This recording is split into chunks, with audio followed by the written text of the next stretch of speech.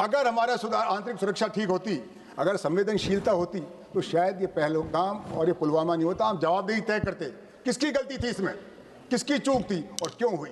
मुझे बताइए, आपने एक भी आदमी के खिलाफ कार्रवाई करी? इतनी गंभीर घटना हो गई।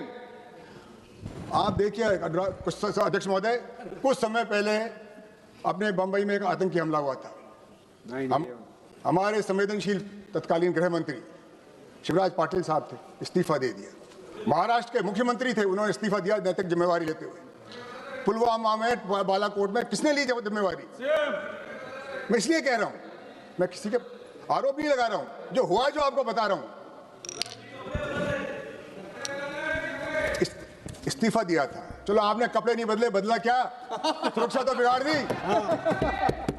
मैं किसी थोड़ी शर्म करो। देखो, आप तो अपने बिल पे बोलो, बाकी इधर ध्यान। बिल पे ही बोल रहा हूं सर, बिल पे ही बोल रहा हूं सर। मैं तो सुरक्षा की बात कर रहा हूं, वो सुरक्षा में भी आंतरिक सुरक्षा, देश की सुरक्षा, देश के नागरिक की सुरक्षा। सही बोल रहे हो सर। ये इसका झगड़ा होता है जब क्या होता है, जब अधिकारियों और कर्मचारियों में मतभेद होता है, उनका काम में ध्यान नहीं लगता, वो लड़ाई में व्यस्त हो जाता है और कार्यकुशलता घट जाती है, सुरक्षा खतरे में पड़ जाती है।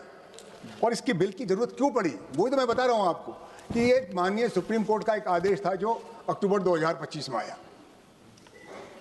उसको सरकार उसके विधेयक लाइए, केंद्रीय सशस्त्र पुलिस बल 2026 आप लेके आए हैं। उद्देश्य कारण, इसका उद्देश्य क्यों बताया आपने? बताइए उद्देश्य क्या जरूरत पड़ी इसकी? ये फोर्स है ना कांग्रेस ने बनाई ना बीजेपी ने बनाई।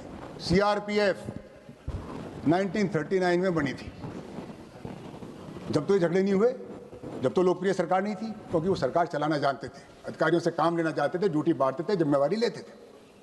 और ये असम राइफल सर, ये तो कौन सी 1800 और कुछ साल की बनी हुई है, जब भी चल रही थी।